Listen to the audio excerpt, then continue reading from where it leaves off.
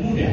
Jadi ketika anak muda memimpin perubahan, maka anak muda menggunakannya dengan teknik yang berbeda dengan era-era sebelumnya. Jadi tukar pikiran di sini adalah satu yang saya sangat syukuri, alhamdulillah. Dan saya bersyukur karena kembalinya ke Jogja juga di saat Indonesia hari ini sedang di dalam situasi yang demokrasi kita mengalami penurunan yang serius. Jangan ditepuk tangani kalau tapi betul mengalami penurunan yang serius. Karena itu kita harus bekerja bersama-sama.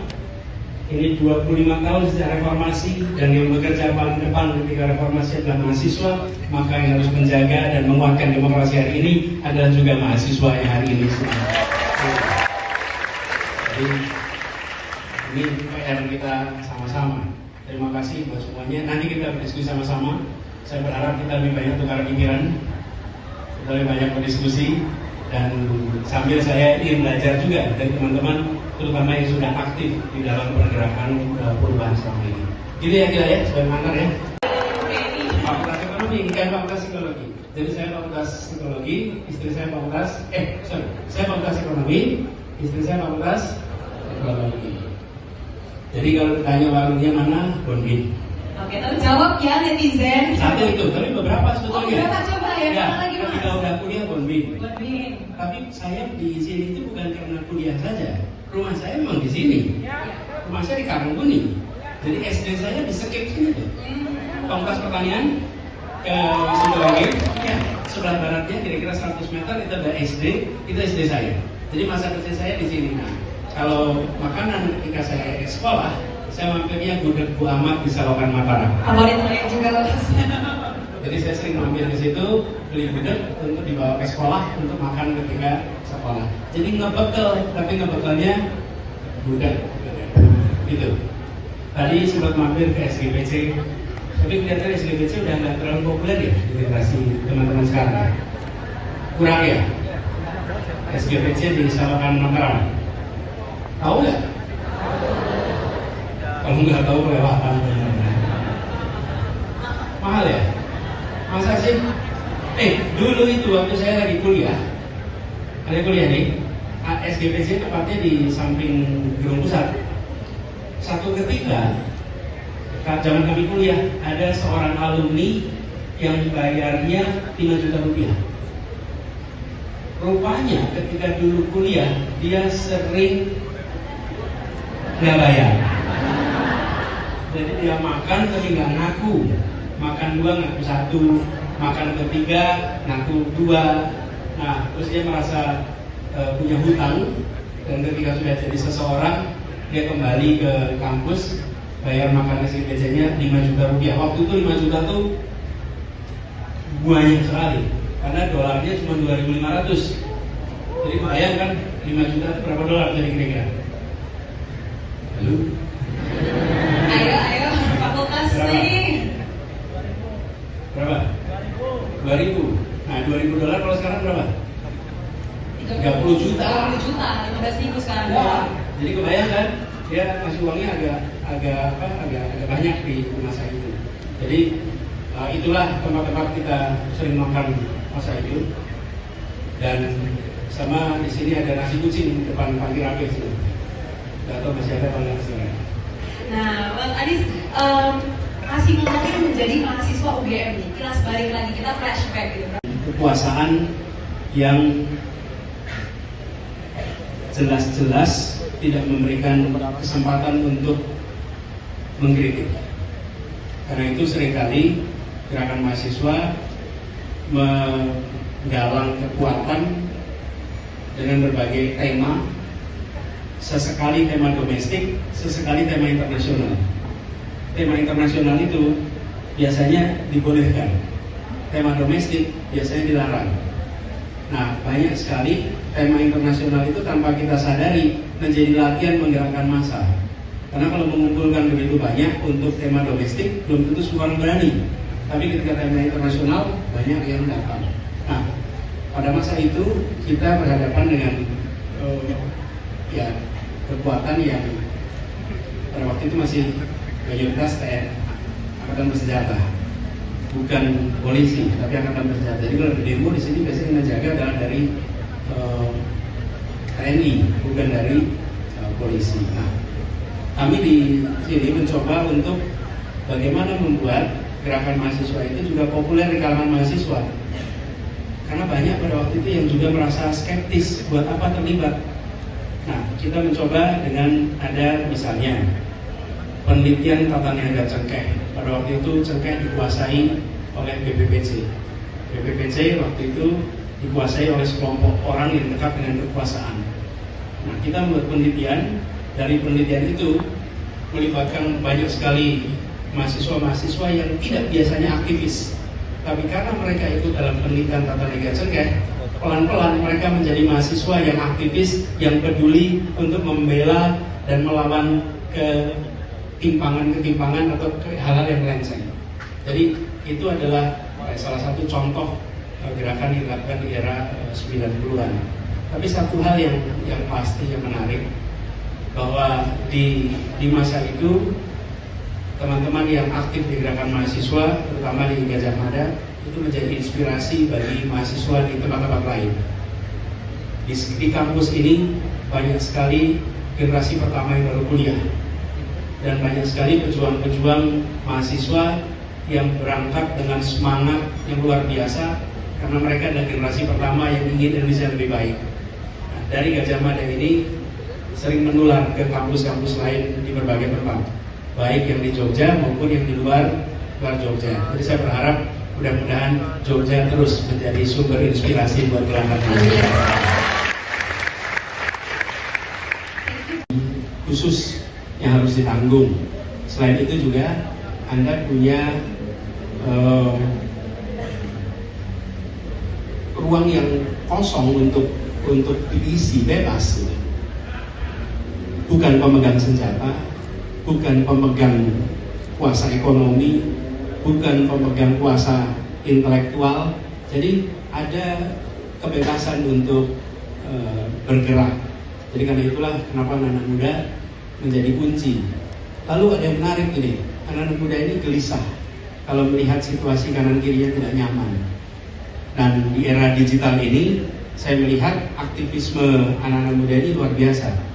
Coba kalau lihat era digital nih, saya ada catatan bagaimana konten-konten di sosial media itu berisi aktivisme oleh teman-teman muda. Dan saya perhatikan bahwa ungkapan yang dilontarkan walaupun singkat, tapi pelan-pelan membawa mereka ke dalam aktivisme di dunia nyata. Di awalnya mungkin hanya menulis tweet, hanya memposting di Instagram, di X ya sekarang. Tapi dalam perjalanannya itu membawa ke dalam percakapan yang akhirnya mendorong mereka untuk aktif di dalam aktivisme real, bukan hanya aktivisme digital. Jadi sekarang ini ada nggak sih pengaman-pengaman lapangan yang berkesan banget nih gitu, ketika Mas Aris tuh terinspirasi banget melihat gerakan anak muda, mungkin dengan boostnya digitalisasi juga. Nah, ini ketika saya dapat tugas memimpin di Jakarta, kami banyak melibatkan teman-teman muda. Anak-anak muda itu keunikannya apa sih? Apa yang buat anak muda itu unik? Kreatif, apa? Ada yang bilang kreatif. Kreatif. Inovatif. Apa lagi? Ada lagi. Hah? Kritis. Responsif, ya. Kadang-kadang WA kurang responsif. Anak muda. BM kurang responsif. Apa? Tapi ada satu hal yang membuat anak muda itu why it matters. Kenapa anak muda itu menjadi menarik dibandingkan yang tidak muda? Berani. Ambil risiko. Ya, anak muda itu nomor satu, ya, memiliki newness, kebaruan. Baru. Anak muda itu banyak kebaruan. Hal yang orang tua lihat bertahun-tahun di mata anak muda itu beda. Saya beri contoh di Jakarta nih. Di Jakarta itu ada zebra cross. Zebra cross itu sudah ada di situ puluhan tahun. Terus anak-anak muda lihat ini menarik nih. Berubah jadi catwalk. Bener nggak tuh? Ya kan? Cerita ayam. Yuk, kita udah lihat bertahun-tahun ada zebra cross, nggak pernah tuh kebayang ini berubah jadi catwalk. Bener nggak? Nah, anak muda itu selalu punya kebaruan. Ketika orang tidak punya lagi kebaruan, dia sudah tua. Jadi, walaupun Anda kuliah, tapi kalau Anda tidak bawa kebaruan, sesungguhnya Anda sudah tua. Iya, karena anak muda itu bawa kebaruan, dan itu yang membuat anak muda itu unik. Yang kedua, dia berani. Berani itu karena apa? Karena benar, ya benar. Karena apa lagi?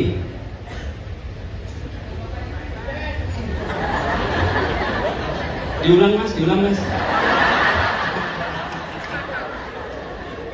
Kenapa jadi?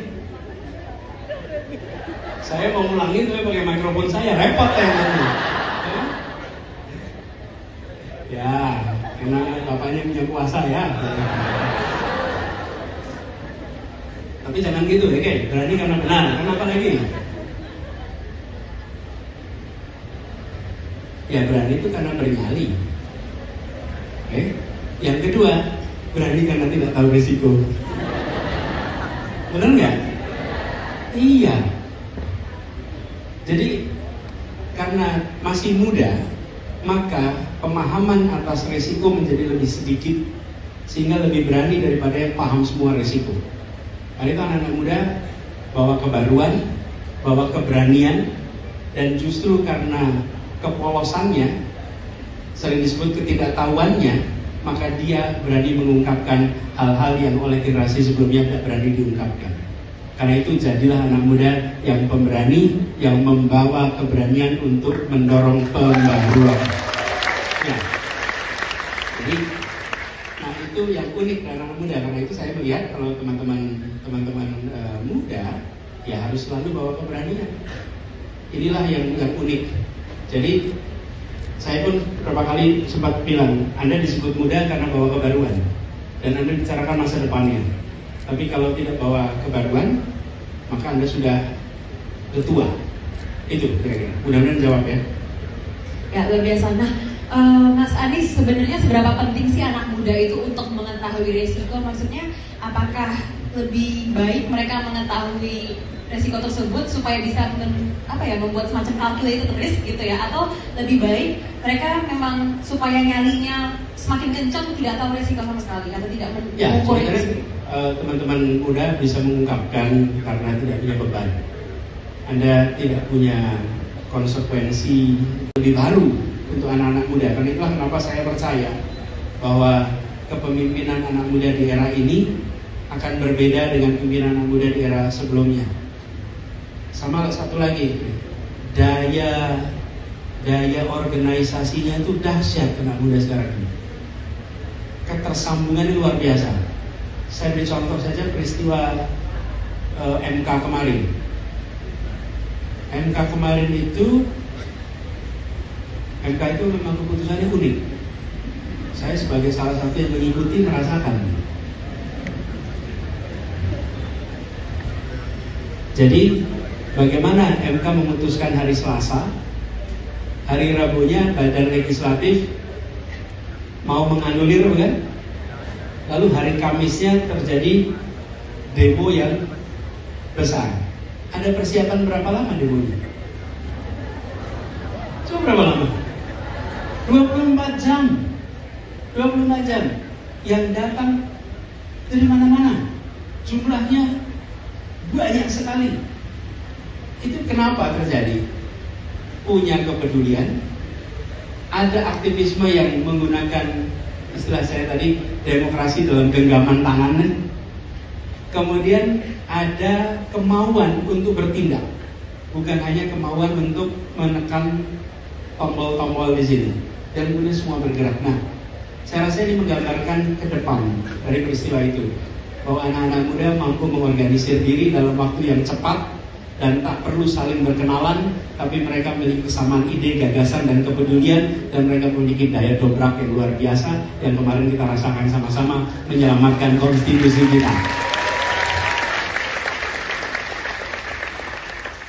Itu ada teman-teman di humanis. Di sini ada nggak humanis? Humanis itu mereka fundraising dalam waktu 1 jam, dalam jam 7 malam sampai jam 8 malam, dan terkumpul kalau tidak salah sekitar hampir 80-an juta rupiah. Dan itu sesuatu yang luar biasa, gitu ya. Nah, di sisi lain nih Mas, banyak sebenarnya juga anak muda yang ingin berpartisipasi gitu, bikin kritis di media sosial, tapi kadang terjerumus jadinya ikut olahraga jempol tidak etis gitu ya, terjerumus ke hate speech, bullying, hate comment. Nah, kira-kira gimana sih Mas supaya kita tetap, mungkin pesan-pesan dari Mas Anies lah gitu, gimana supaya kita tuh tetap sifat kritis tapi menjunjung tinggi juga etika dan integritas? Gampang aja, udah ada contohnya.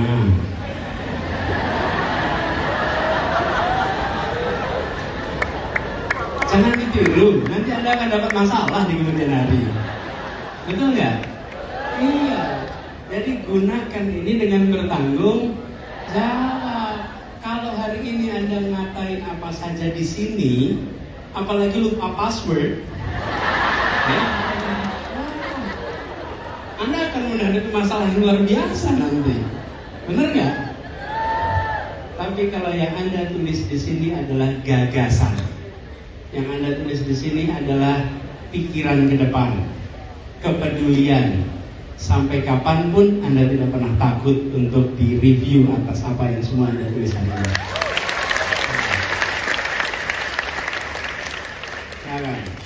Jangan sampai Anda nulis hari ini, nanti anak cucu malu iris-iris terus, ya? Gitu sih. Agak luar biasa jawabannya. Jadi udah ada contohnya. Jadi teman-teman harus lebih smart lagi dalam bersosial media. Nggak hanya anak muda, semua anak-anak yang kemampuan untuk mengekspresikan yang tadi disebut kreatif, dengan cara yang kreatif, yang membuat sebuah ide itu bisa bergulir bila dia diterima sebagai sesuatu yang baru, menarik. Dan teman-teman memiliki kemampuan untuk menciptakan karya-karya kreatif yang luar biasa. Itu peluang yang baru sekarang ini muncul. Lalu yang terakhir barangkali, jangkauannya global. Dikerjakannya di sini, tapi audiensnya global.